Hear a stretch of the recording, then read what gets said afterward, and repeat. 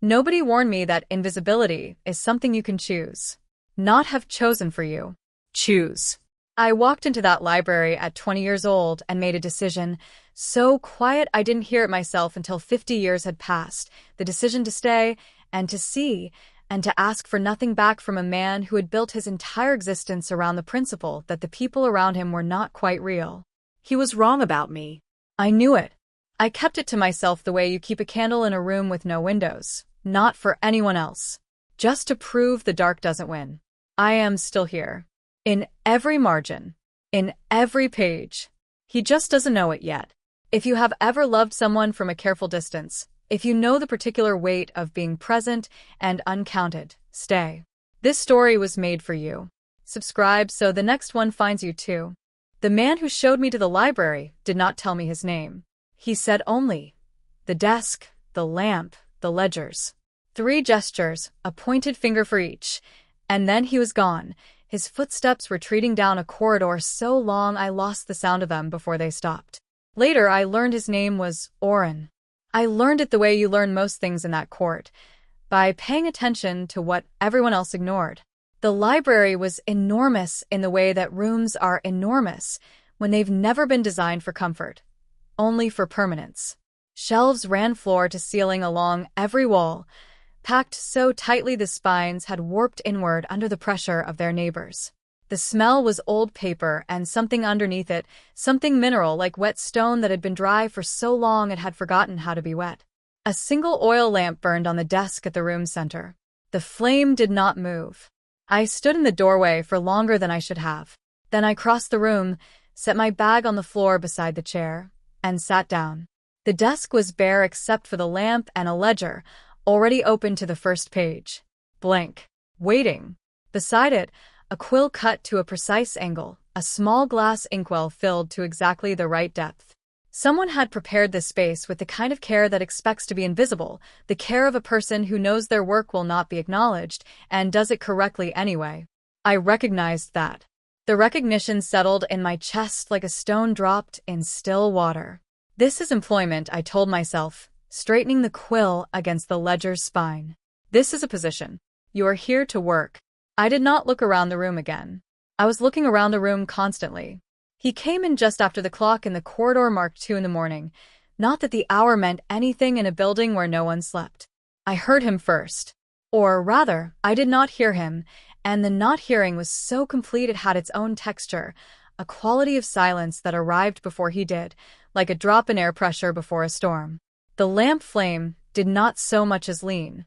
I kept my eyes on the ledger. The footsteps, when they finally registered, were measured. Not careful. Measured. The way a man moves who has walked the same rooms for so long the distance has become reflexive, a thing his body does without consulting him. He crossed the library without slowing. He did not look at the shelves. He did not look at the desk. He did not look at me. He placed a folded piece of paper on the corner of my desk. Not set, placed, the way you place something when you want to be certain it will not move, and he left. I did not look up until the silence resettled behind him. The paper was cream-colored, heavy stock, folded in thirds. No seal. No name. I opened it. A decree. For paragraphs in a hand, so controlled it read less like handwriting and more like architecture. Each letter constructed the same distance from the last, every line parallel to the one above it. The content was administrative. The transfer of land records from one court archive to another, the parties named, the terms precise, the date given in a calendar system I had been taught but never fully trusted. I read it twice. Then I picked up the quill, dipped it, and began to transcribe. The work took the better part of an hour. The library was quiet the entire time, not peacefully quiet, but quiet the way a room is quiet when it is being occupied by something that does not breathe. I kept my own breathing even, deliberate. The scratch of the quill and the faint tick of the corridor clock were the only sounds I made, and I made them as small as possible, and I was not sure why. Because you don't want to be noticed, a part of me offered. Because you're a professional, I answered. Keep writing. When I reached the bottom of the page, the final line transcribed, the ink beginning to settle into the grain of the parchment, I stopped. The margin was empty. A full inch of white space running the length of the page, clean and unaccounted for. I looked at it for a moment. Then I turned the quill and, with its narrower edge, drew a small sun in the lower corner. No larger than my thumbnail. 8 rays, pointed, evenly spaced. I did it quickly, without thinking, and set the quill down before I could think about it more. I closed the ledger. That was unnecessary, I told myself. Don't do it again. I did it again the next night. The night after, without deciding to, I looked at what I'd drawn before I opened the new ledger, just for a second, just to see it in the lamplight. The rays were clean. Exact. They looked like something that belonged there, tucked into the margin the way a small word belongs at the end of a sentence that has said almost enough. I opened the new ledger, picked up the quill, began again. Somewhere in the building above me, I was almost certain something still moved, measured, unhurried, entirely certain of its own permanence. Walking rooms it had walked for centuries, noticing nothing that did not ask to be noticed. I dipped the quill. Good, I thought, and I was not sure what I meant. The lamp held steady. The parchment waited.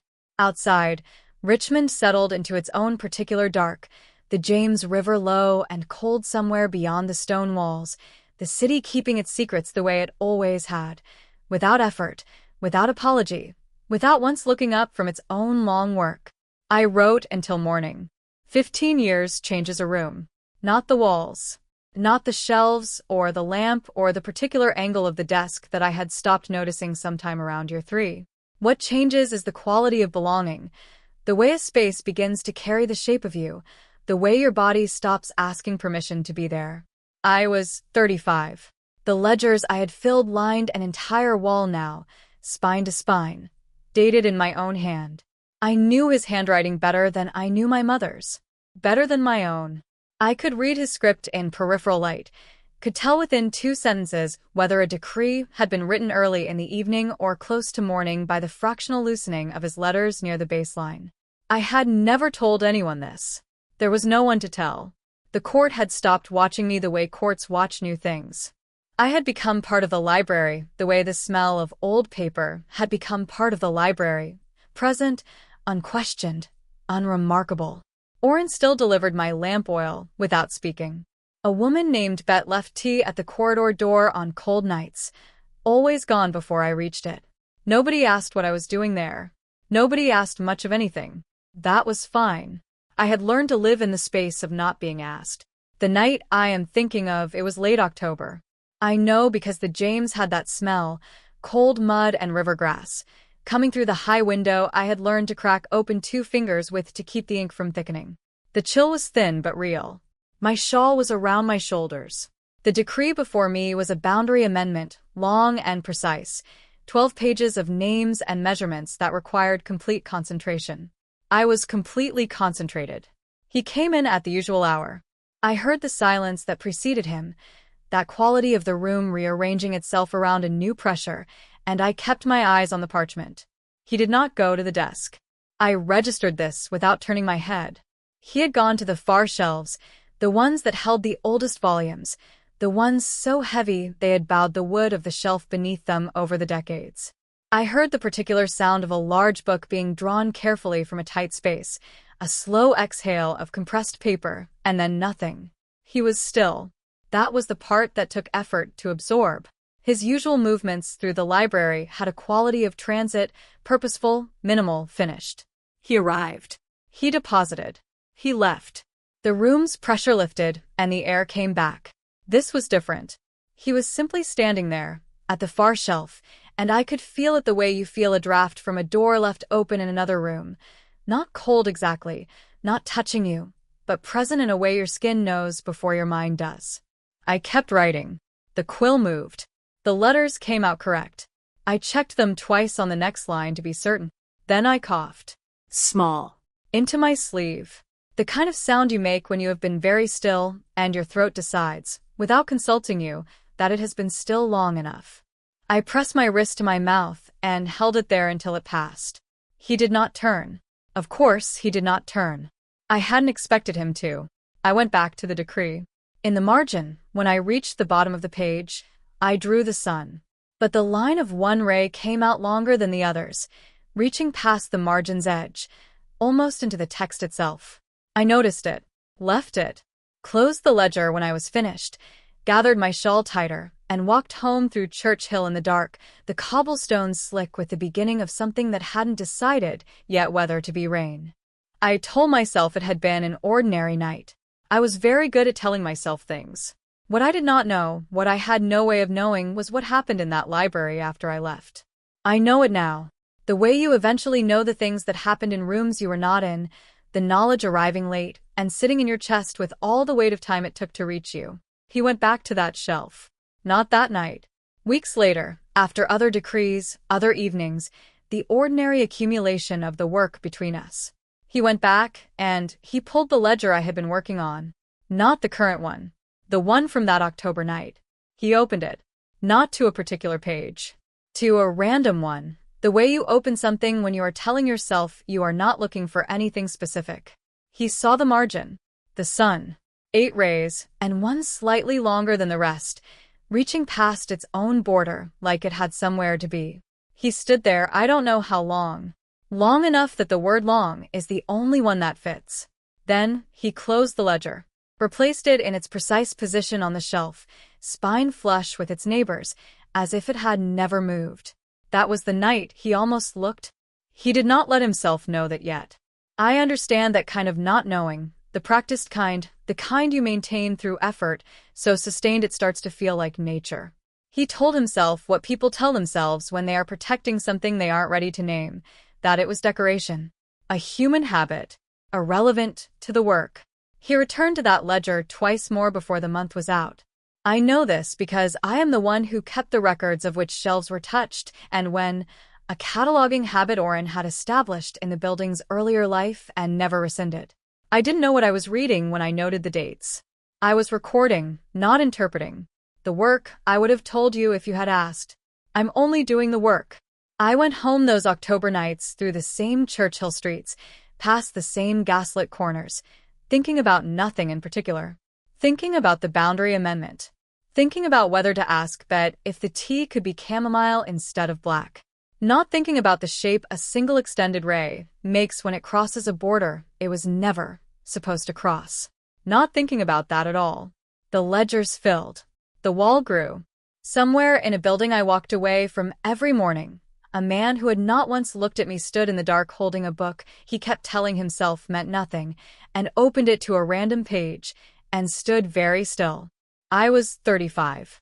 I had 35 more years to go. I had no idea. 30 years teaches you the difference between patience and resignation. I had thought at 20 that they were the same thing, that waiting quietly was its own kind of giving up. I know better now. Resignation is what happens when you stop wanting. Patience is what happens when you want so clearly, so completely, that you learn to carry it without spilling it. They feel different in the body. Resignation sits low, in the gut. Patience lives in the hands. My hands still knew what they were doing. I was 50 years old, and the cough had been with me long enough that I had stopped apologizing for it. It arrived in the cold months and stayed through the warm ones now, a low persistent rasp that I had learned to manage so that it fell in the pauses between sentences, between the drawing of the quill and its return to parchment. A small private skill. One more thing I had become expert in that no one would ever think to ask about.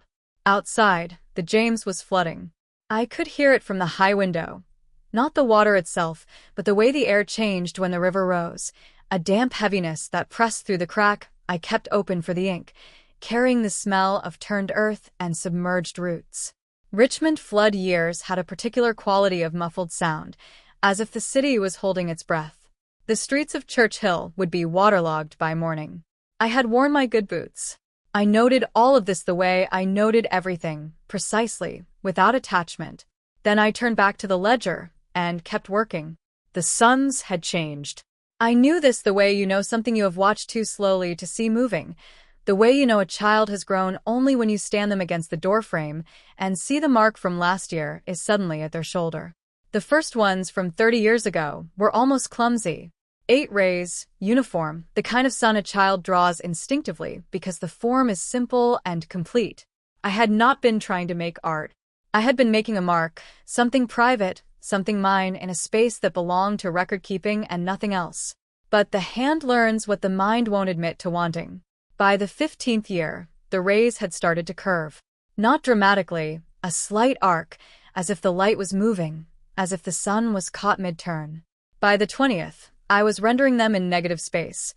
The ray defined not by a line drawn but by the space left between two lines, the brightness implied rather than stated.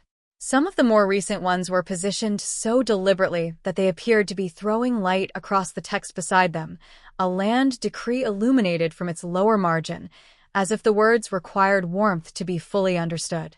The one I had drawn last month, tucked into the corner of a ruling on boundary maintenance, had small window shapes inside the rays. I had not planned them. My quill had simply gone there, carving out tiny rooms inside the light, little dark spaces that implied walls and glass, a life being lived somewhere inside the warmth. I had looked at it for a long time when I finished. Then I had closed the ledger and not thought about it again. I haven't thought about it, I told myself. I thought about it constantly. He came in that night later than usual. The flood had altered something in the city's timing. I heard it in the corridor sounds.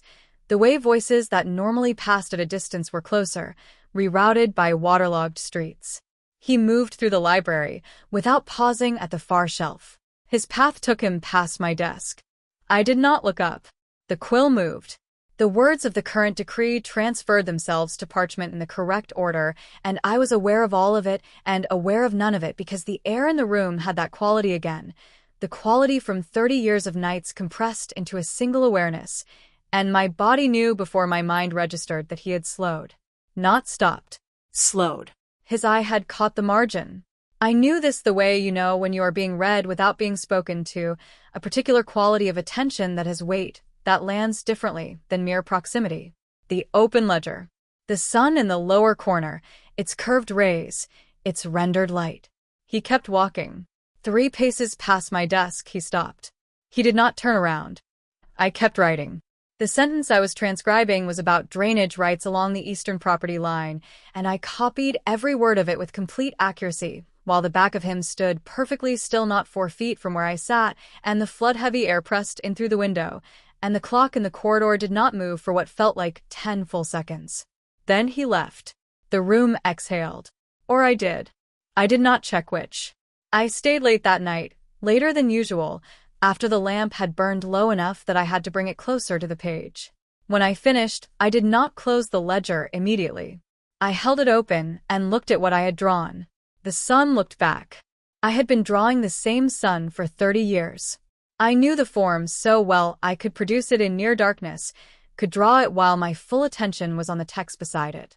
But looking at it now, this version, with its curved rays and its implied movement, I felt something go quiet in me, the particular quiet of a realization that has been waiting a long time to be admitted. I did not know when it had stopped being a sun. The shape was the same. The 8 rays, the circular center, the light going outward. The form hadn't changed. But the feeling inside the form, the specific quality of attention I brought to it each time, what I was trying to hold in those few silent strokes of the quill, was not a sun. It was his face. Not literally, not the features. The feeling of him, the specific angle of distance he kept from everything, the line of tension that lived at the outer edge of all that controlled stillness, and underneath it, underneath the patience of a man who had taught himself not to want what wouldn't last, something that curved very slightly toward the light. I sat with that for a long time. He will outlive this building, I thought. He will outlive Richmond. He will still be here when every ledger I have ever filled has turned to powder, and he will walk past the empty shelf where they used to be, and he will not have learned my name. I picked up the quill. I drew one more sun. There are women in this city who understand this, women who have sat in rooms like this one, who have loved at this particular angle, complete and private and unasked for. Richmond keeps its secrets the way old cities keep their dead. Not buried. Present. Walking the same streets. Waiting, without much hope, to be recognized. I capped the ink. I put on my good boots and went out into the flooded dark. The boots I wore home through the flood that night. I still have them. That is the kind of detail that surprises you at 65. What stays and what goes. The floods come and recede. The streets dry. The ledgers keep filling. The boots sit by the door and outlast 3 resolings, and you are still the same woman who bought them. Only the woman who bought them did not know yet what 45 years of the same library, the same lamp, the same silence would cost her in the very specific currency of the body. The cough had weight now. That is the only honest way to say it. Not volume. I had kept it quiet, a discipline I was proud of. But weight. The kind of weight that arrives in your chest when you wake, that requires a moment of negotiation before you can move. I had named the negotiation.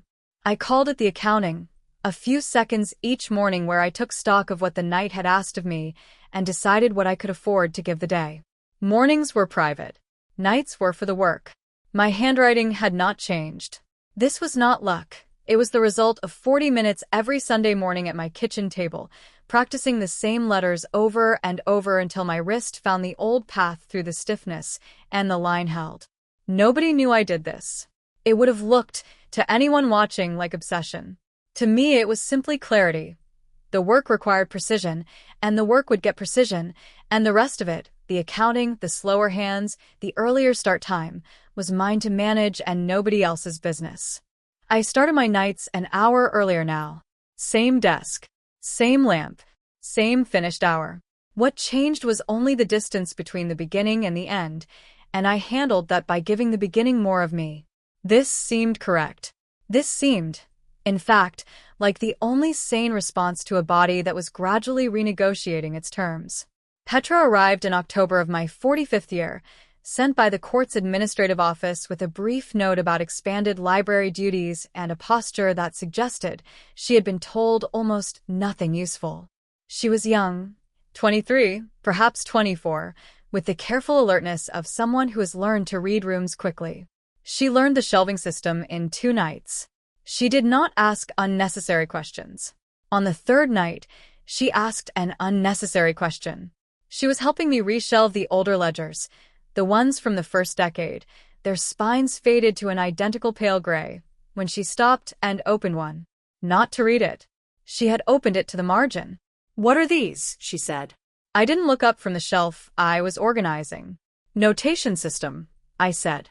"Marks the completed transcriptions." A pause. "Their sons." She closed the ledger, slid it back into place. "All right," she said, and went back to work. That was the whole of it. She did not ask again. By the end of the week, she treated the margin drawings the way she treated everything else in the library, as existing, established, requiring no further explanation. I thought about the lie for 3 days. Not with guilt, exactly. More the way you turn a stone over to look at its underside, curious about what the turning reveals. I had never been asked about the drawings before. In 45 years, not one person had looked at those margins and posed a direct question. I had assumed, in the abstract way you assume things you never have to test, that if someone asked I would tell them the truth. It was a private habit, it meant nothing formally, it was hers alone. Instead, I had said notation system before the question had finished leaving Petra's mouth. I sat with the reason for several nights before it came clear. The drawings were mine. That much was obvious. But they were also, in a way I did not have clean language for, not entirely mine anymore. They were 45 years of the same feeling, accumulated in the same margins, alongside the same handwriting, in a library that belonged to one man. Explaining them would have required explaining what they were for. And what they were for was not something I was prepared to hand to a 23-year-old on a Tuesday night in October. So, notation system. 2 words. Door closed. I did not examine this choice too closely. I was 65. I had earned a certain amount of not examining things too closely. He came in early. This was the disruption. Not dramatic, not announced, simply wrong in the way a note played slightly flat is wrong, technically present, functionally off. I was still working when the room's pressure changed. I had 40 minutes of transcription left, and my lamp was burning well, and I had not yet reached the moment in the night where I permitted myself to notice how my hands felt. He came through the doorway. For one unguarded second, 1 second where I had not yet processed the wrongness of the hour and adjusted accordingly, I was facing the door instead of the parchment. We occupied the same frame. He crossed the room. I bent to my work. The quill moved. The words came. They were correct. What I had seen in that half-second, I did not permit myself to examine until I was alone. He had looked, not at me, he was not looking at me, he was looking at the middle distance that men like him always seem to look at, the distance that is no object because the object is time itself. But his face, in that unguarded moment, carried something I had not seen in 45 years of careful sideways observation. He looked tired, not the way a body is tired. The body was the same, would always be the same. This was older than the body. This was the face of a man who has been holding something at arm's length for so long that the arm itself has begun to ache, and he has finally, in an unwitnessed moment, let it drop an inch. An inch. No more. He was gone before I had finished processing it. I completed the transcription. Every word correct, every line parallel. When I reached the margin, I held the quill over the empty space for longer than usual. I set the quill down. I closed the ledger and left the page clean. I did not know, in any articulable way, why that felt like the most intimate thing I had ever done for him. To look at the space where the sun always went and decide, just this once, to leave it empty. To give him back one page that did not carry the full weight of my seeing. He'll be fine, I thought, gathering my shawl. He is always fine. Permanence is what he is. I walked home through Church Hill in the autumn dark, and I took the long route, down past the old gas lamps on Grace Street, up around the slope where you can hear the river if the night is quiet enough, and I did not go quickly, and I did not stop moving, and the whole long way home I was listening, with the irrational attention of a woman who cannot help what she notices, for the particular sound a person makes when the weight they have been carrying finally becomes too much to disguise. I heard nothing but the river. I walked faster anyway. The body does not announce these things. It does not sit you down and deliver the news with any kind of ceremony. It simply begins, over a period of months, to tell the truth in ways it did not tell the truth before, a particular quality of tiredness that sleep does not fully address, a new arithmetic in the chest that was not there last autumn, the way the accounting each morning takes a little longer and arrives at a slightly smaller number. I had been listening, 70 years old, and the one skill I trusted above all others, the skill I had practiced longer than any other, longer than the handwriting, longer than the ink and the quill and the silence, was the skill of paying close attention to what was actually true. Not what I wished. Not what was convenient. What was true. The truth was, this was the last ledger. Not because anyone told me. No one in that court had told me anything of consequence in 50 years. Why would they start now? The truth came from the body, which had its own record-keeping system and kept it scrupulously, and what the record showed was a woman who had a few months of good night work left in her, possibly less, and who would spend those months well or waste them, and that was the whole of the choice available. I had never been good at wasting things. Outside, somewhere across the James, someone was burning leaves. The smoke came through the window crack at intervals, not constantly, just when the wind shifted, a warm, charred smell that belongs only to Virginia in October, to the particular way this city releases its summer. I had been smelling it for 50 autumns from this window. I had not kept count until now. I opened the new ledger, smoothed the first page flat with the side of my hand. The decree was short, a minor administrative ruling, the maintenance schedule for the court's Eastern records, a reorganization of archival duties, the kind of internal housekeeping that generated paper without generating consequence. 4 paragraphs. Clean, precise language. His handwriting at its most efficient, the letters close-spaced, the lines level. I read it through once. Then I dipped the quill and began. I took my time, not in any way that would show. The line held, the letters were correctly formed, the spacing was what it had always been. But inside the work, underneath the mechanics of it, I was moving at a different pace than the quill. I was putting 50 years into 4 paragraphs. Every word received the full weight of my attention. Every letter was placed the way you place something you know you are placing for the last time.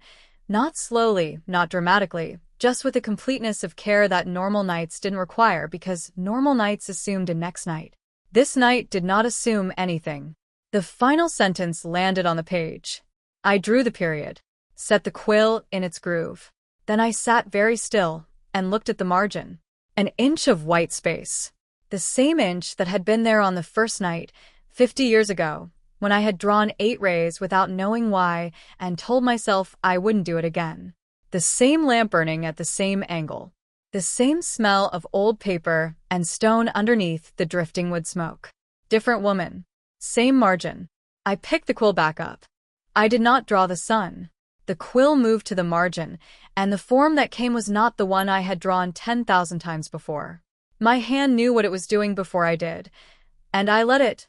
The way you learn to let the body lead when the mind would only slow things down with questions it cannot answer. I drew his eyes. Not an interpretation. Not an impression. His eyes, as I had seen them from the left, from the right, from 10 feet away and 4 feet away, and once, for half a second, from directly across a room, constructed from 50 years of careful, stolen, never acknowledged looking. The particular set of the lid, heavier on the outer edge. The line where his focus lived, slightly below the center, the habit of a man who is always looking at something just past the surface of things. The tension at the outer corners. Not permanent, but load-bearing, the tension of someone who had chosen, as a matter of sustained discipline, not to let his face tell the truth. I knew that tension. I had watched it for 30 years before I understood what it was holding. Underneath it, and this was the part one had never been able to name aloud, the part one had circled in every sun I ever drew without being able to get to the center of it. Underneath all the control, underneath the centuries of careful distance, there was something that curved. Something that had been curved for a very long time in a direction it had never permitted itself to move. Not reaching. Not quite. More like a thing that knows the shape of what it wants and has decided, with full knowledge and full cost, to hold very still instead. I drew that too. I don't know how long it took. Long enough that the lamp had burned a 1/4 inch lower when I set the quill down. Long enough that the smoke from across the river had come and gone twice through the window. My hand did not hurt. I noted this with a distant kind of gratitude, that the hand had held, that the last thing I asked of it had been answered. I laid the quill in its groove. I closed the ledger. I folded my hands on the cover and looked at nothing in particular for a while. The middle distance, the lamp's small radius of gold, the edge of the nearest shelf where the oldest ledgers stood in their faded row. The first one I had ever filled was in there. I knew exactly where. I had not opened it in years. The room was quiet in the way it was always quiet. His kind of quiet. The quiet of a space that has been occupied by permanence long enough that the walls have taken on its quality. I sat in it. This was not waiting. I want to be clear about that. I had stopped waiting somewhere around year 30, when I understood that waiting implied an outcome I was holding space for, and I was not holding space for anything. I was simply sitting in a room I had loved, at a desk I had earned, with my hands on the last record of 50 years of work, and I was letting the night use up the rest of itself. The window went from black to the particular gray that comes just before Richmond's mornings commit to gold. Then the gray began to warm. Then the light through the Gothic frame found the ledger's cover and the closed lamp and the groove where the quill rested and touched all of it with the flat, certain brightness of a day that was not going to wait for anyone. I stood up slowly. I straightened the ledger on the desk, precise, centered, the way Oren had taught me without meaning to, the care of someone who knows their work will not be acknowledged and does it correctly anyway. I set my shawl around my shoulders. I took one breath of the room. Then I left. I did not look back. There was nothing I had forgotten. There was nothing I needed to carry out that I had not already carried for 50 years in the place where no one could see it, and that would go with me regardless. And the room would keep the rest, the ledgers, the lamp, the groove where the quill lay, the last page still holding what I had given it. Outside, Church Hill was still half asleep. The air was cold and clean, the smoke from the night before entirely gone. I walked without hurrying, without stopping, all the way home through the October morning. I did not draw anything else. I was finished. I want to tell you what he found. Not because I was there. I was already 3 streets into Church Hill when the light through that Gothic window turned gold, already home by the time the morning committed to itself. But 50 years of watching a man teach you things about him he never intended to teach, and one of the things I know, one of the things I have always known, carried quietly and never spoken, is that he went back. He always went back. So let me tell you what he found, because someone should, and because the telling is the last thing I have left to give. He came in wrong. Wrong hour, wrong light. The dawn already filling the library with the particular gold he had spent 5 centuries arranging his life to avoid, not because it harmed him, but because of what it did to everything it touched, made it temporary, made it mortal, laid its warm hand on every surface, and reminded the room that room's end. He disliked this about morning light. He had never said so to anyone. I knew it from the way he moved differently in the rare times their hours overlapped, a fraction quicker, a fraction less deliberate, as if the light were a condition to be gotten through rather than a time to inhabit. He came in because something was wrong. Not a thought yet. Lower than a thought. The room told him before the room told him. He stood in the doorway. The quill was in its groove. The lamp was cold, not recently cold, the kind of cold that meant hours, not minutes. The ledger sat centered on the desk with the particular precision of something placed by hands that cared about placing it correctly, and the desk around it was bare and ordered and entirely, completely still. The chair was empty. He stood in the doorway for a long time. The gold light moved the way morning light moves, slowly, with total confidence, claiming each inch of floor in turn. He did not move with it. He stood at the threshold of a room he had crossed 10,000 times and did not cross it now, and the part of him that had spent 5 centuries deciding what to feel and when to feel it was working was laboring, and the labor was not succeeding. Something had gotten through. He crossed the room. He did not look at the shelves. He did not look at the walls of ledgers, 50 years of them, her handwriting on every spine. He crossed to the desk and he stood before it, and he looked at the closed ledger the way a man looks at a door he is not certain he wants to open, knowing what doors are for, knowing what opening costs, standing on the wrong side of the knowledge. He opened it. The decree first. He read it, all 4 paragraphs, the maintenance schedule, the Eastern records, the administrative language, so clean it offered nothing to hold. Flawless transcription. The period at the end of the final sentence placed with the same precision as the period at the end of every sentence she had ever written for him. 50 years of periods, each one exact. Then the margin. He went still. Not the stillness of his usual passage through the room, that particular quality of movement that was really controlled velocity, a man in transit. This was different. This was the stillness of a man who has walked into something he did not see coming and whose body has made the decision, without consulting him, to stop entirely. His own eyes looked back at him from the lower margin of the page. He understood in the first second that they were accurate. That was the part that arrived first, not the fact of the drawing, not the question of when or how, but the accuracy. She had rendered the outer tension at the corners with a precision that no mirror had ever caught, because mirrors show the surface and she had drawn the inside, the particular quality of weight that lived behind the surface, the thing he had maintained for centuries with such consistency that he had stopped knowing it was maintenance. She had known. He sat down in her chair. The wood was warm. He registered it before he could prevent himself, the warmth rising through the fabric of his clothes, the warmth of a body that had sat in this chair for hours, that had occupied this specific space with such regularity that the wood itself had learned the shape of her. A warmth that had no right to still be present. A warmth that belonged to a life that ran at human temperature for 70 years and had simply, quietly, completed itself and walked away and left this behind, the last record of its heat, held in old wood, fading by the minute. He did not stand up. He looked at the eyes she had drawn. He looked for a very long time. 5 centuries had taught him to receive most things from a distance, to let information arrive, be processed, be filed in the correct place, and continue. He had refined this into something so close to nature that he had stopped distinguishing it from nature. This was the method. The method had not failed him. It was failing him now. She had drawn what he had not let anyone see. Not the face he wore through 5 centuries of courts and decrees and rooms full of people who looked at him and saw only what he permitted them to see. The inside of the face.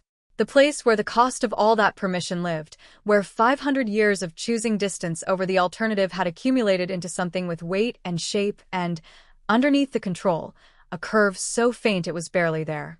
Barely there. Barely. She had found it. He raised one hand toward the margin. His finger came close to the outer corner of the drawn eye, close enough that the paper would have felt the warmth of his skin if paper felt things, and stopped. He did not touch it. He sat with his hands suspended above her work and the morning light crossing the floor toward him and the cold lamp beside him and 50 years of ledgers stacked at the desk's edge, and he stayed like that until his hand lowered itself back to his knee. Then he reached for the bottom of the stack. The first ledger. He knew it by the fading of the spine, the particular gray of 50-year-old wear. He opened it to the first page. Turned to the margin.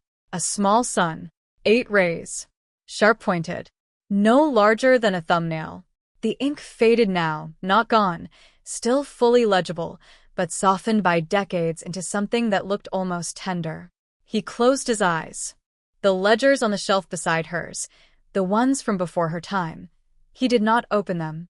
He already knew what he would find. Women who had also tried to leave proof of themselves in rooms he passed through. He had outlived all of them. He had not looked. He had walked past every one of them the way he had walked past her, with the full and practiced precision of a man who understood, at some level he had never permitted to become conscious, that looking would be the end of something he relied on. He had been right. He looked out through the Gothic window at the gold Richmond morning, at the James running silver at the city's edge, at the October light making everything it touched brief and real and irrevocably present, and he made himself hold it, the full weight of 50 years of small suns, the woman who had seen him completely and built her entire tenure around that seeing and asked for nothing back, not one thing, not his name on her lips or his eyes on her face or any acknowledgement that she was anything more than the sound of work being done correctly in the dark. She had not asked. She had simply drawn the sun, night after night, year after year, until the sun became his face, and then she had drawn his face, and then she had laid down the quill and gone home through the October morning, and the chair was still warm, and he was sitting in it. He did not move for a very long time. The light kept coming. The warmth under him kept fading, degree by degree, the way all warmth fades, the way everything human fades, slowly and then faster, and then gone, and he sat in it and let it go and did not look away, which was the only thing left he could do for her, and the least, and 50 years too late. If something in this story reached through the screen and found something in you, if you recognize the feeling of being seen by someone who never let themselves be seen back, there are other women here who know what that costs. Stories like this one that live in the quiet places. They're easy to miss if you don't stay close. Subscribe. So the next one finds you.